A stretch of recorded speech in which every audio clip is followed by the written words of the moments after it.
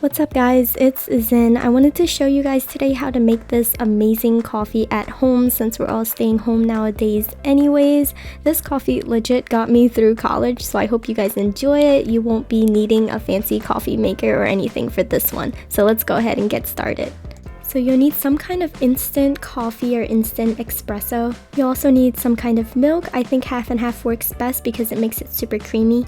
Lastly, you'll use your favorite sugar. I'm just using white sugar here. I'll show you guys some measurements you can play around with, but I usually just eyeball this recipe. Obviously, you'll need a cup and some ice, and this is the story of my life.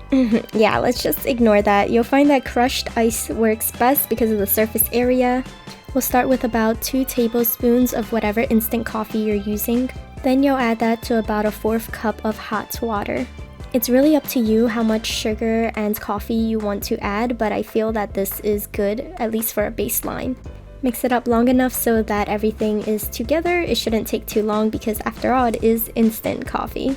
Pour that into your cup. Now we'll move on to the sugar. I find that 1 tablespoon is usually enough, but if you guys like your coffee to be really sweet, I would probably add 1.5 to 2 tablespoons. And of course, after that, you just keep mixing it until everything is together. Because the water is hot, it shouldn't take too long at all.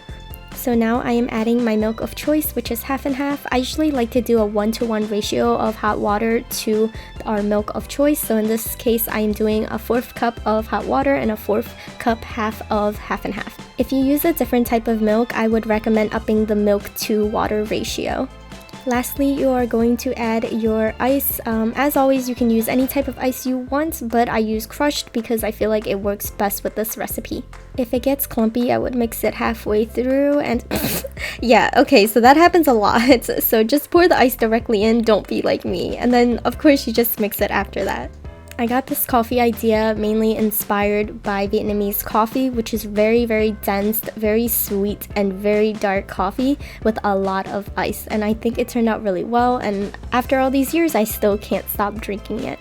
You can also add whatever flavor you guys like. I tend to use vanilla extract. I think it turns out delicious and pairs very well with this iced coffee. Anyway, I hope you guys found that useful, and I hope you guys enjoy.